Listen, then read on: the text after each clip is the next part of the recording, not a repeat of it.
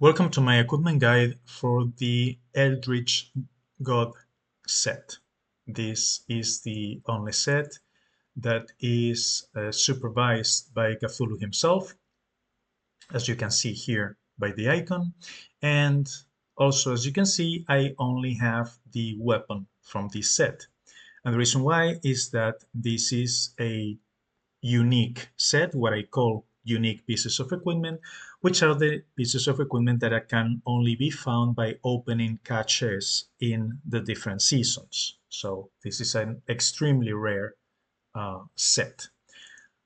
Each season has access to one of these unique sets. For season number 1, we have the Dragon King set that I already made a video about. For season number 2 is the Eldritch God. For season number 3 is the Ancient Dragon set, which I also made a video about. And finally, for season number 4 is the Pantheon set. However, for the Pantheon set, only 3 of the 6 pieces have been released because the current season is 4.2. So, yeah, we still have another half a year or more until the whole set is released. So, let's talk about the uh, set bonuses. Now, the different pieces of equipment of this set are a bit all over the place.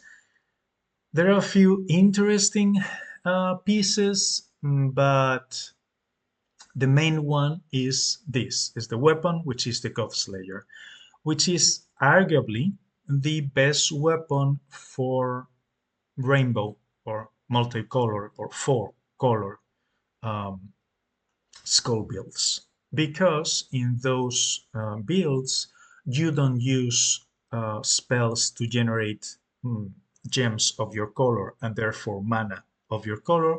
Instead, you rely on exploding random gems to generate that mana that you need.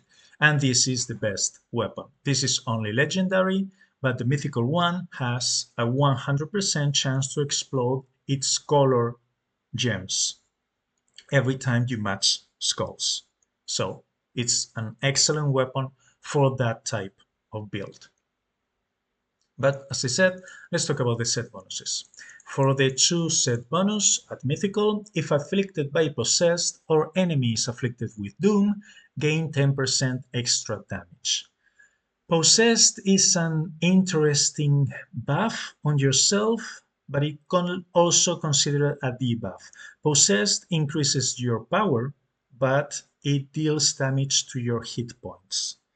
And if you're playing in PvP or if you're playing in events, in the score you get at the end of the fight depends on the percentage of HP you have left. If you're at 100% or if you have lost some of it. So using Possessed in those ones, even when the HP loss is relatively small, you still need to have some kind of regeneration to compensate for it. Otherwise, you're going to lose a lot of score. So, yeah, it's something that you, generally speaking, don't want unless you can deal with that score loss. In the case with Doom, you can combine this with the Necrotic set. Where are you? Where are you? Right here. The Necrotic set 2 set bonus has a chance to apply Doom on your opponent every time you match skulls. But generally speaking, not a particularly good uh, set bonus. It's only 10% extra damage. So yeah, having to deal with Possessed or having to inflict Doom for just 10% damage, I don't see it being that good. For the 4 set bonus, when matching light gems, 60% chance to gain a random buff. Okay, this is interesting. However, the buff Bonuses are mainly if you're using the, let me get it here. If you're using the Dream Hole set, is pretty useful because um, you get bonuses. No, it's an individual piece. I can't remember which one right now. No, excuse me. It's the Fate Touched bonus. Gain 1% power for each positive status effect on you. However, the Dreamhold set is more geared towards green than yellow. So yeah, this set bonus is okay. And when matching dark gems, chance to inflict a random debuff on the enemy. Again, the Dreamhold set has bonuses if the opponent is debuffed, but this is a little bit random and a little bit all over the place. You're very likely not going to use both yellow and purple in the same build, and only a 60% chance. Yeah. Finally, for the full set, they just threw everything in, included the kitchen sink. So 10% chance to create 2 corruption gems when taking damage, or 2 celestial gems when healing, 15% chance to create 2 doomwood gems when inflicting status effect, or 2 deep gems when destroying 5 or more gems. It's all over the place. Now, can this make a fun build? Absolutely, 100%. It's going to be very chaotic, very unpredictable. But having to wear the whole set just for this, I mean, yeah, for fun? Absolutely. Otherwise, I cannot justify it because all these pieces of equipment are unique. As I said, you need to spend ancient coins and have a lot of luck to get them. And getting all 6 of them and maxing all 6 of them out just for this, good luck with that. Now, for the rest of the pieces, yeah, let's go to the different needless to say, you cannot craft these pieces of equipment. Just let me show you. Eldritch Cloth, here you are. You cannot craft any of the pieces of equipment for this set. And you cannot farm them in dungeons either. It's just only cache. You have to go to the rewards, and the ultimate caches are the ones that give you the best chance to obtain them. 4.02% for the legendary and 1% for the mythical each time you open one of them. So, Season 2.0, we can find the Fallen Star Helm. On the start of your turn, 40% chance to gain Possess for 4 turns. If I already have Possessed, instantly trigger the Possessed effect 4 times. So, as I said before, and for the 2 set bonus, if you really want to take advantage for this set bonus, definitely this helm is the best way to trigger it. 40% chance is not a lot, but it's the start of each turn, and if you're already possessed, it will instantly trigger the effect. Now remember that this is a double-edged sword because it's going to deal a small amount of damage to your hit points, so make sure that you have some form of healing or regeneration to compensate for it. This is Season 2.0, the Fallen Star. Season 2.1, you can get the Eldritch Wrap. And the Eldritch Wrap, on dealing physical damage, there is a 40% chance to apply a stack of Doom on the enemy. Again, remember that this one is if afflicted by Possessed or the enemy is afflicted with Doom, it will trigger. Doom also synergizes well with the Necrotic set. I already made a video about this set, so please have a look at it. So if you're interested in inflicting Doom, this is the item to do so. Next is Season 2.2, where you can find the Landshark boots. When matching 8 or more gems, 80% chance to pick a random gem and destroy it and any gems below it. If I have haste, pick 2 random gems instead. I don't know why the game uses pick and then random. If it's random, you don't pick it. I don't know. I think it's an interesting wording of how it works. But yeah, quite random. Honestly, there is a lot of chaos with this set. And also the haste mechanic, which is related to the track set, especially the track helm that will allow you to start the battle with haste. But there are other sets that can have haste. Next, in Season 2.3, Watchers in the Stars, we can find the Watcher's Pauldrons. When healing life, also heal armor and resistance for 5% of the amount healed. This is quite interesting, especially if you are going to play with the possess mechanics, because as I said before, you want some form of healing, and it will also increase your armor and resistance. But it's only 5%. Generally speaking, if you want to increase your armor and resistance, the consensus is to use the fallen shoulders, which are found. No, it's not here. Excuse me. This is not the one I'm looking for. I'm looking for the fallen order, which is 1.4. Generally speaking, are the fallen shoulder guards. After taking damage, gain 2% of starting armor and resistance for each skull on the board. I made a video about the fallen set. Please watch it if you want more information. But yeah. However, if you're interested in the set bonus for this set, I think we were at 2.3. Yeah, the Watchers Pauldrons. It's interesting. So yeah, something to consider if you're interested in having multiple pieces of equipment from this set. Next, it will be 2.4, the Poison Sea, and here you can find the Stinger's Cuirass.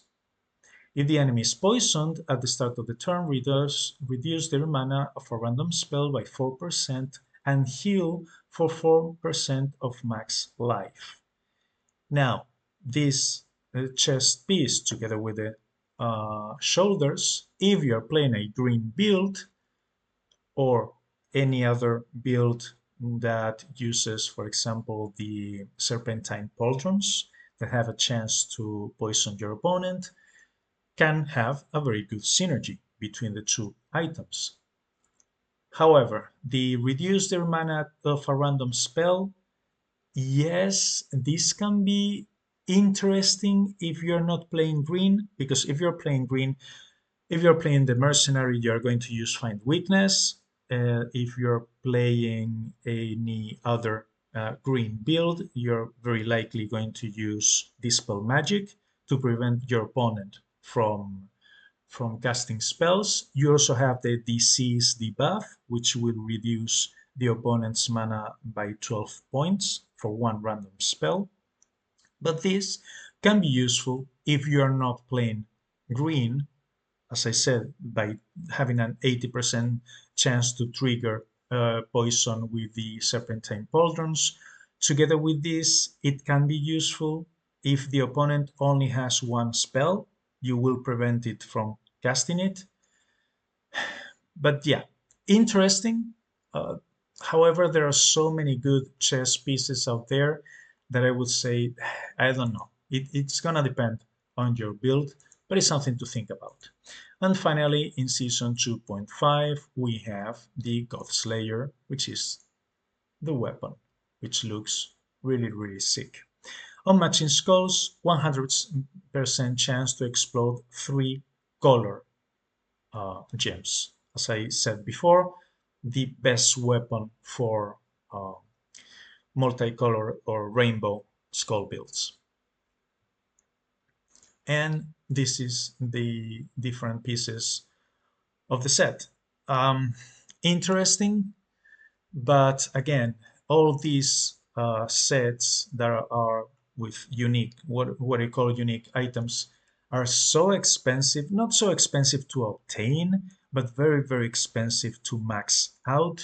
I made a video where I spent 40,000 ancient coins trying to get the crown. Where was it? I think it was 3.4.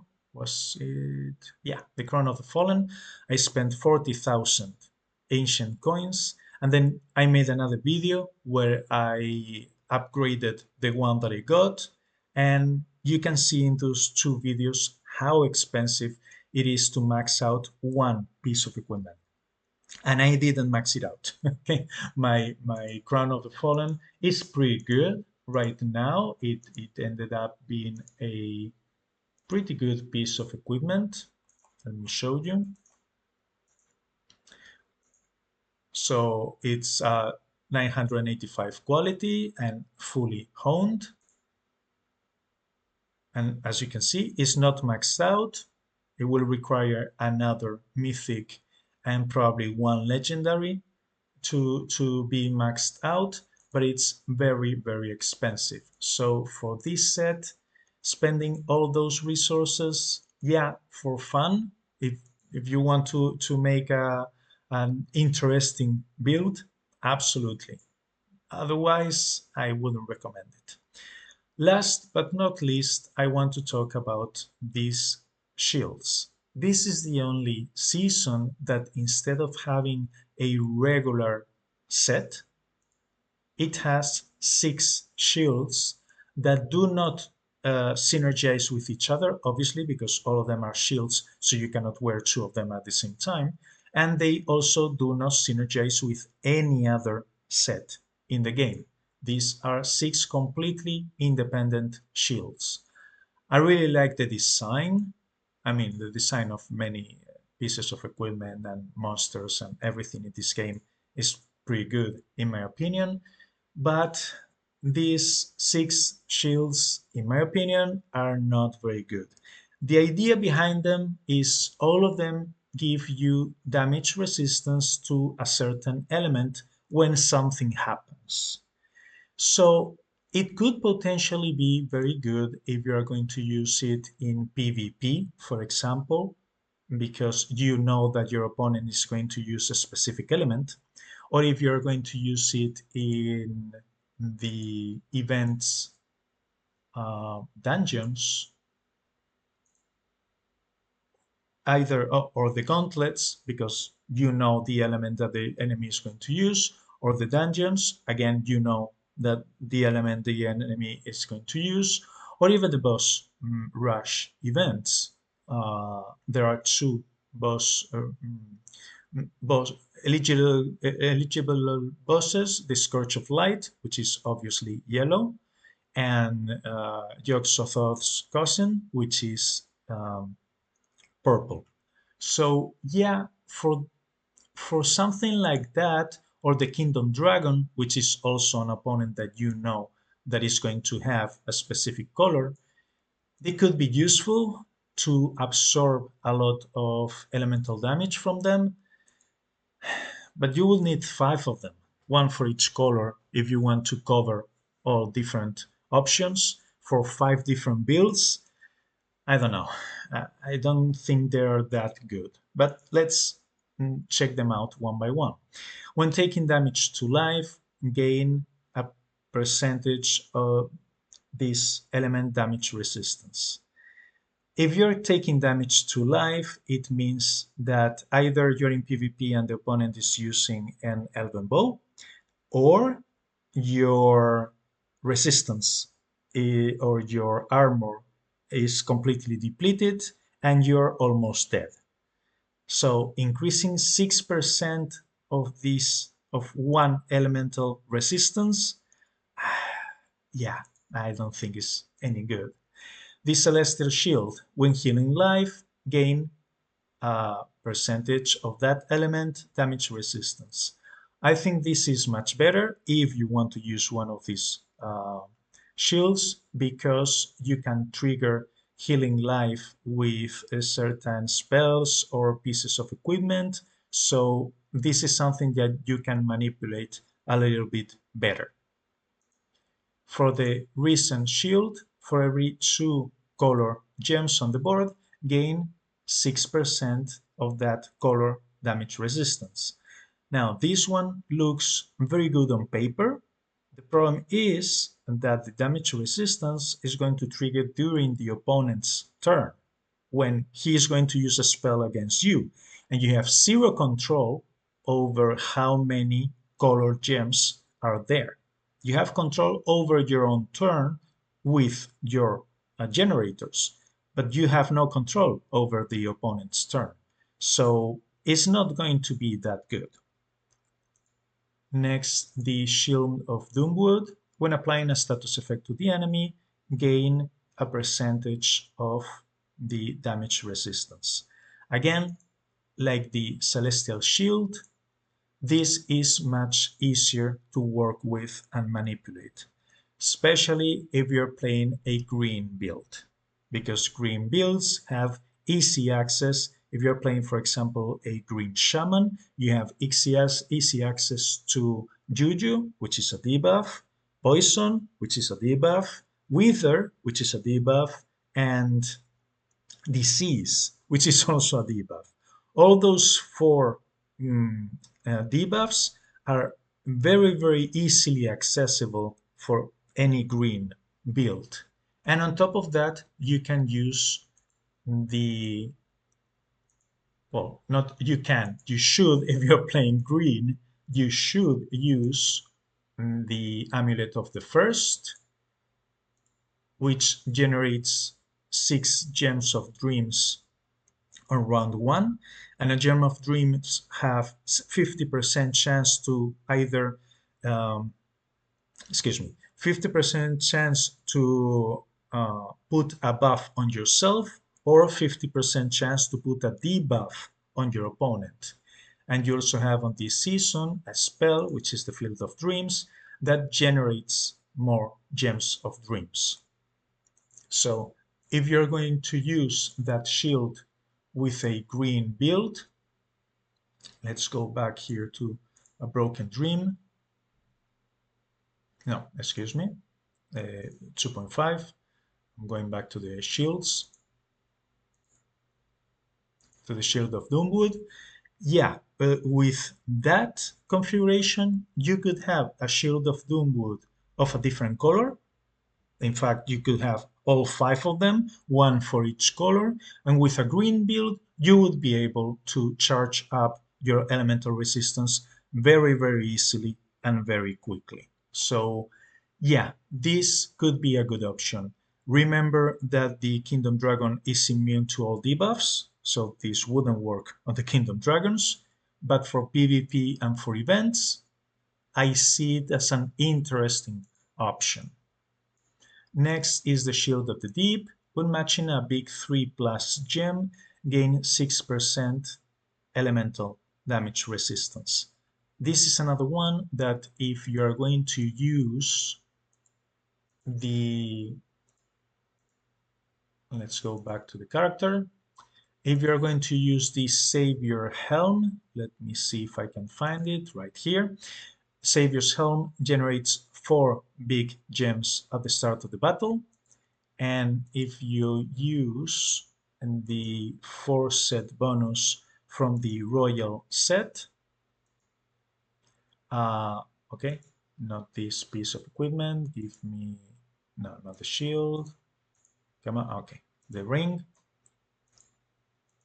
Yeah, if you use 4 pieces of equipment from this set, legendary, mythic, you will generate an additional 7 mana gems, 7 big mana gems at the start of the battle. So you can use both of those options or just one of them to generate a lot of big gems on round 1.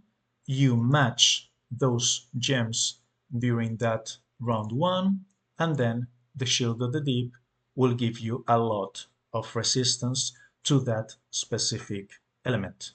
Just like the Shield of Doomwood, maybe a good option if you're using that type of build.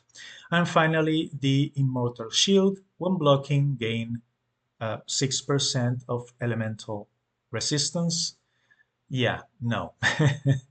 This is only 8% chance and it's only 6%. So you will need to block 12 attacks to have 72, so 13 for 78. The maximum elemental resistance is 80%. So yeah, you will need to block 13 times in order to get maximum elemental resistance. So yeah, no, obviously not. But yeah, these are the shields. Again, I think they look pretty good. I do have a few of them for when I got the God Slayer, I believe. Let me check if I have. Um, Let me check what I have. Yeah, for example, the recent shield. I have this one. Yeah, and the Shield of Doomwood. I also have a legendary Shield of Doomwood. But yeah, otherwise, no. It can it can work, but generally speaking, not a good idea. Oh, I have another recent shield here, a rare one, and I have another. I have an immortal shield as well, a rare one. So yeah, I got a few when I spent my gems to get the Gold Slayer, but not many of them. And this is my video for this very interesting, although all over the place, Eldritch God set. So thanks Cthulhu for sponsoring this video, and please like, comment, subscribe, and thank you very much for watching.